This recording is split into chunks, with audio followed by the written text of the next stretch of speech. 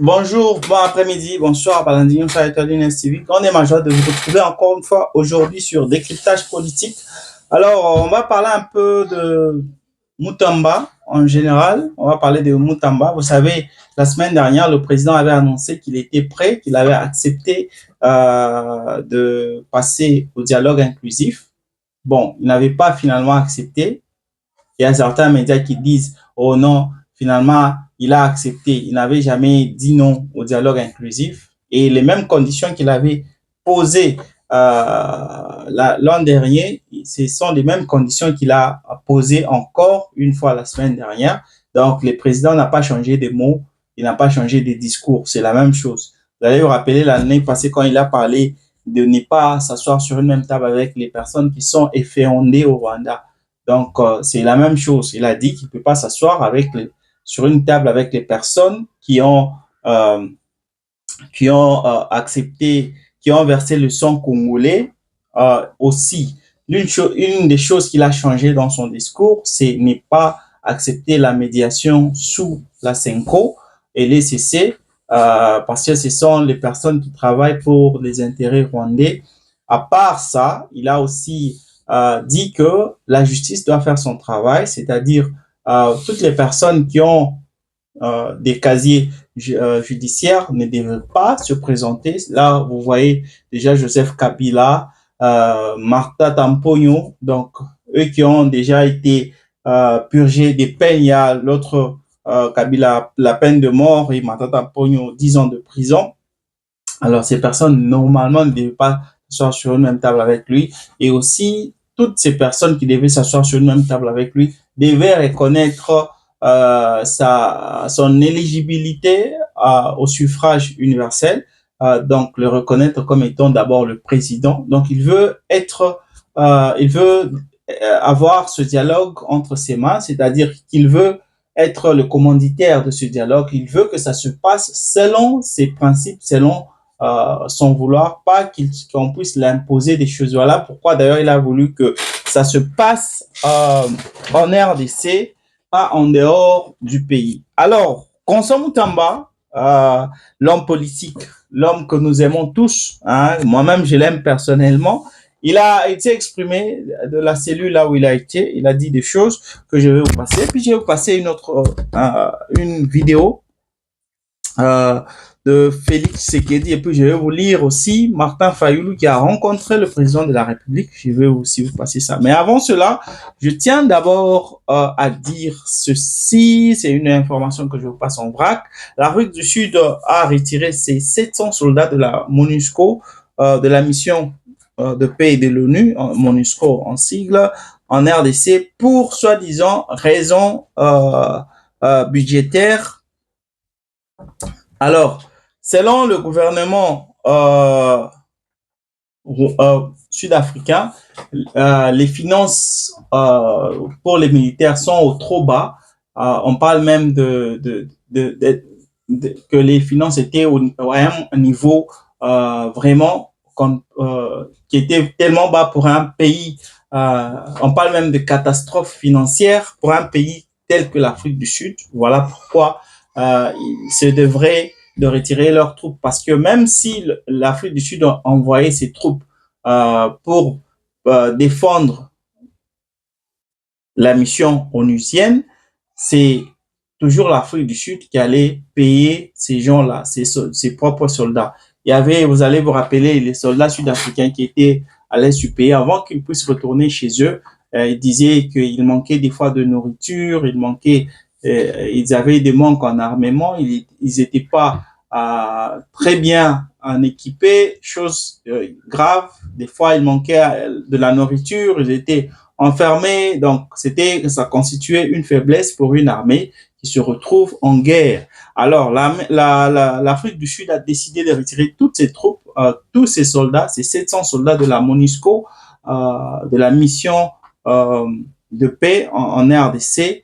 Alors, il y a certains qui voient cela comme réellement d'une nécessité, vu que l'Afrique du Sud peinait à financer ses soldats. Mais il y a aussi nous autres qui voyons toujours ce conflit qui existe entre l'Afrique du Sud et les États-Unis. Comme vous le savez, l'ONU est une mission des États-Unis. Alors, par rapport à cette fragilité politique, cette instabilité politique entre Donald Trump et le président sud-africain. Vous allez vous rappeler, il y avait une réunion du G20 en Afrique du Sud. Le président américain s'était retiré, il n'avait pas voulu participer. De l'autre côté, il y a les États-Unis qui vont aussi organiser cette réunion du G20 sur le sol américain. Le président sud-africain a décidé de ne pas y aller. Donc, il y a cette guerre entre l'Afrique du Sud et les États-Unis. Les États-Unis accusent l'Afrique du Sud, soi-disant, de génocide envers les Blancs, qu'on appelle communément les Afrikaners, qui vivent en Afrique du Sud, chose que Pretoria a toujours dénié. On ne sait pas la vraie réalité. Je ne veux pas entrer dans les détails, mais je suis sûr que dans ce conflit entre l'Afrique du Sud et les États-Unis, la RDC est impliquée. Tout a commencé quand on avait tué 14 militaires sud-africains par les M23. Ça avait créé des conflits. Ça avait créé des conflits déjà. L'Afrique du Sud qui disait, si vous tuez nos soldats, c'est nous que vous attaquez. Kagame, l'autre fois, qui répondait en disant, je suis prêt à attaquer l'Afrique du Sud.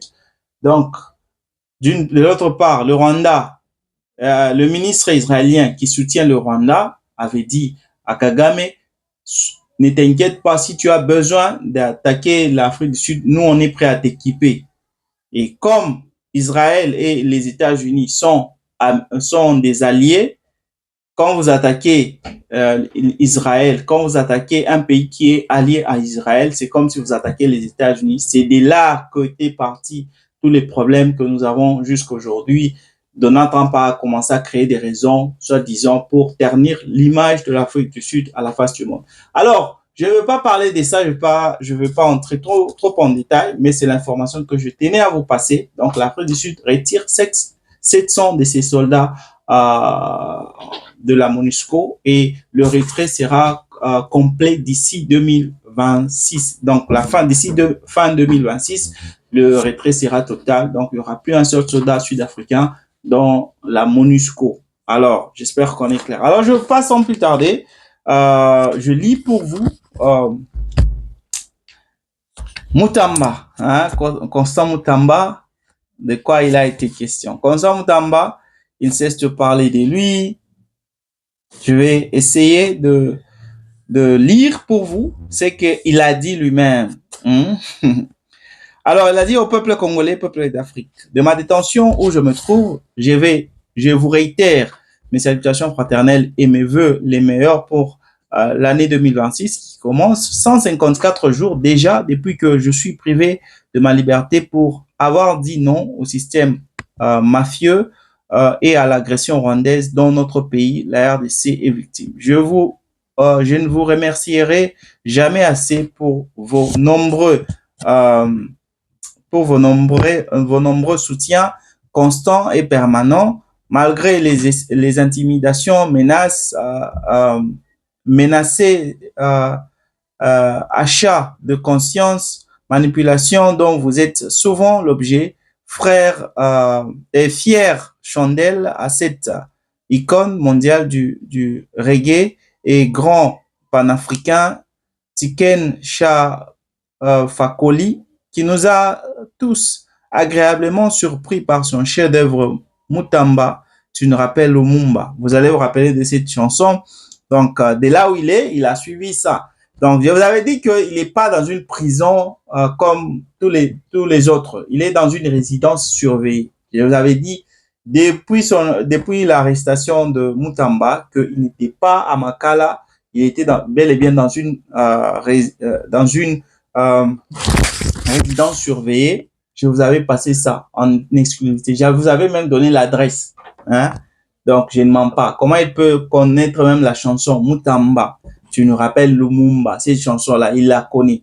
Et ça, c'est une lettre qu'il est en train d'écrire. Donc, là où il est, il peut facilement écrire des lettres et envoyer ou prendre des photos, suivre, avoir Internet. Il connaît ce qui se passe. Ouais. Voilà pourquoi d'ailleurs il a réagi au dialogue, aux conditions du dialogue du président Félix Tshisekedi. Alors, on continue. Preuve que notre lutte noble vient de traverser les frontières, les peuples, les cultures, les religions, que nous n'avons pas le droit de l'abandonner ni de la trahir jusqu'au triomphe de la justice, de la liberté et de l'égalité. Je vous adresse aujourd'hui ces mots pour vous donner ma position sur le dialogue national et inclusif annoncé par le chef d'État. En effet, j'encourage cette initiative républicaine qui, si elle est sincère, peut aider à recréer la cohésion nationale. Cette période charnière de notre justice, de notre histoire existentielle, si vous me permettez que je puisse des fois bégayer, hein, parce que il a écrit de sa propre main, alors j'essaie des fois de lire cela comme il le faut. Alors, où notre pays, la RDC, fait face à la guerre d'agression rwandaise et d'occupation étrangère dans sa patrie Est.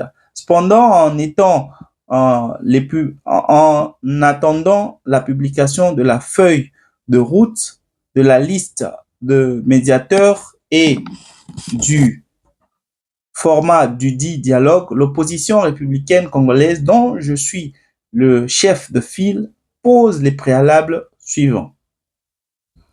Des mesures sérieuses des mesures sérieuses de décrispation politique doivent prises en faveur, je pense qu'il voulait dire doivent être prises en faveur des opposants et leaders d'opinion non armés, victimes des arrestations arbitraires, des condamnations injustes, des garanties sérieuses de sécurité et de confiance doivent être données pour assumer le retour des opposants se trouvant en dehors du territoire national. Là, il parle de retour plutôt des opposants, des retours des opposants se trouvant en dehors du pays, c'est-à-dire ceux-là qui sont en exil. Ok.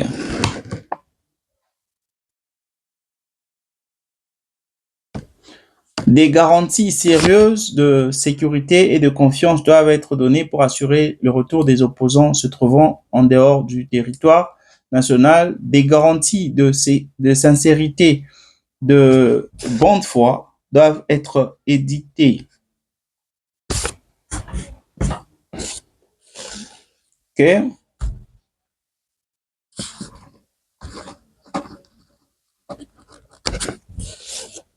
Ensuite, en sus, ce dialogue ne doit pas être un cadre de partage de pouvoir, ni une blanchisserie pour les compatriotes qui trahissent le pays au profit des étrangers, en prenant des armes pour tuer nos concitoyens et piller nos ressources naturelles sous des prétextes individuels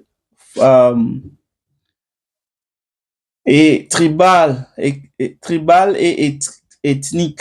66 ans après notre État est indépendant, dont n'a plus besoin de ces comédies opportunistes qui nous font reculer chaque année qui passe. Je suis aujourd'hui l'un des opposants le plus opprimé par le système en place, condamné injustement, arrêté illégalement.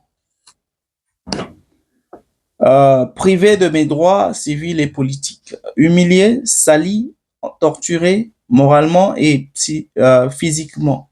Mais par patriotisme, je suis resté endurer toutes ces peines au pays. Cela ne m'a pas poussé à m'exfiltrer du pays pour me réfugier à l'étranger. Encore moins de recourir aux armes pour, euh, pour chercher à me venger sous quelque prétexte que ce soit. Certains aînés comme Fayulu, Kabund, Mosito mènent autant que nous leur lutte de manière pacifique, préservant ainsi les vies de paisibles citoyens.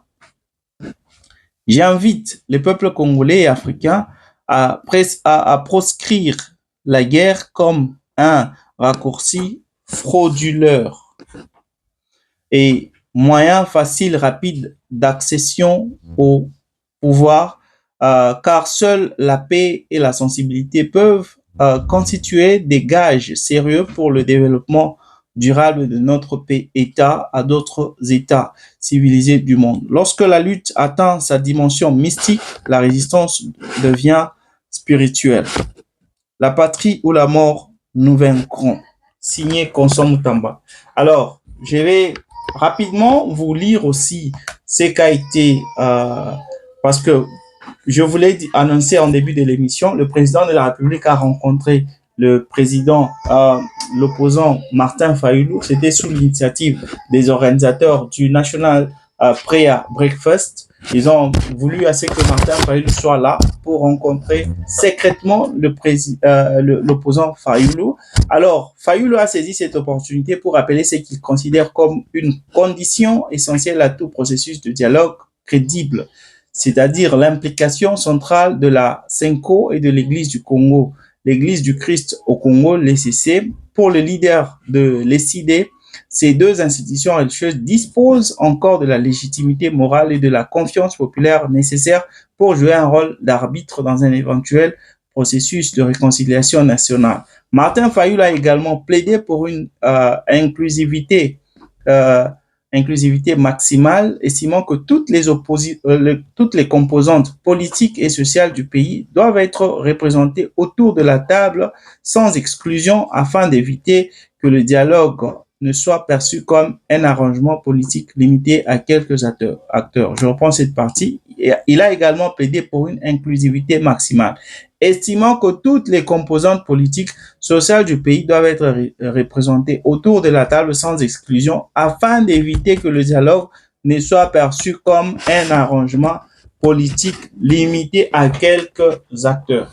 Donc là, nous comprenons les deux côtés. D'une part, Martin Fayulu, parce que le président de la République, dans son discours, il avait exigé à ce que il a dit qu'il a signifié qu'il ne voulait pas de la SENCO et de l'ECC.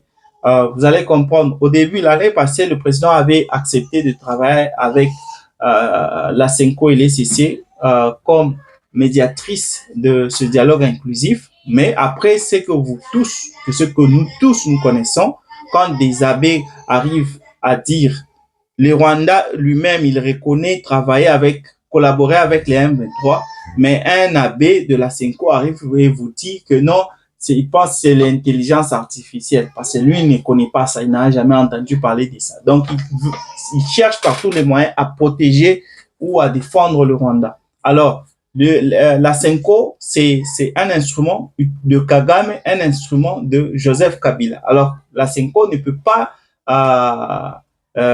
être médiatrice de ce dialogue inclusif. Donc, la décision du président, c'était la meilleure par rapport à ça.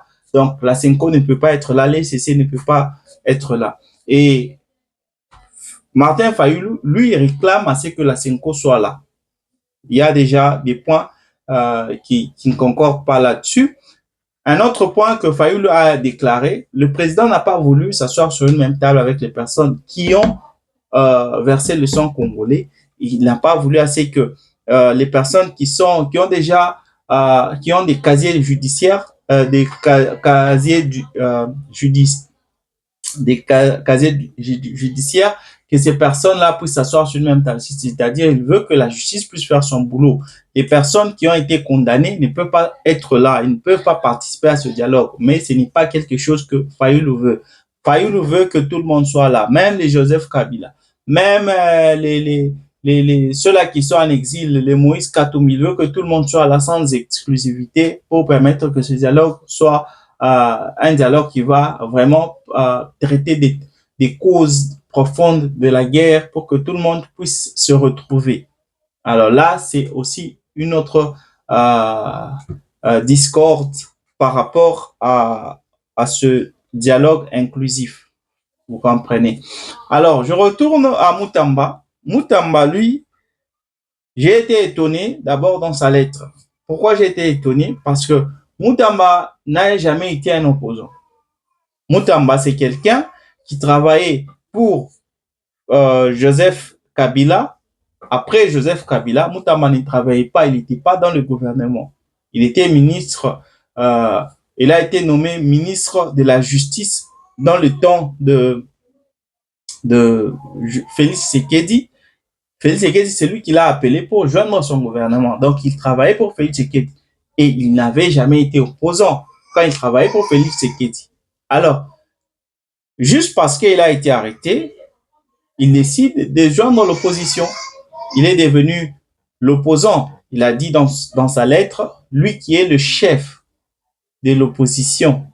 Alors, il a donné ses préalables, il a donné ses conditions pour permettre à ce que les discours ou que le dialogue puisse se tenir. Lui aussi, mêmement, il a exigé que la Senko soit là, il a exigé que... Mais la différence entre lui et Fayulu, c'est que lui ne veut pas que les personnes qui ont versé le sang puissent être là. Lui n'a pas voulu ça, mais on a tous suivi que c'est quelqu'un qui veut réellement le changement dans la classe politique. Alors, mesdames et messieurs, vous êtes nombreux à nous suivre. J'ai été ravi de partager avec vous cette information, vous dire de quoi il a été question à Washington entre Fayulu et le président de la République, Félix Tshisekedi. Et surtout, c'est que Constant Mutamba a pu dire sa réaction par rapport au dialogue. Je vous rappelle que Mutamba devait sortir son livre depuis décembre de l'année passée. Il avait même sorti le jour, je pense que c'était le 23 décembre, qu'il devait sortir son livre, tout ce qui s'est passé. Il devait sortir les vérités de ce qui s'est passé, ce qui a causé son arrestation, les vérités qu'il n'a pas pu dire jusqu'aujourd'hui. Il allait les dire, il allait les sortir dans un livre. Mais il se peut qu'il a été bloqué. Hein? Il y a des gens qui ne veulent pas qu'il puisse parler, qu'il puisse sortir la vérité. Et la vérité puisse sortir.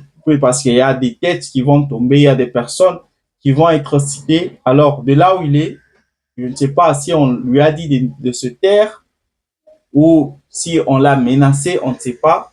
Mais il avait promis de sortir ce livre-là, qui n'est pas encore sorti jusqu'aujourd'hui. Il n'a même pas dit la suite de ce livre qu'il allait sortir depuis décembre. En tout cas, on est derrière Monsieur Mutamba. En tout cas, c'est un patriote.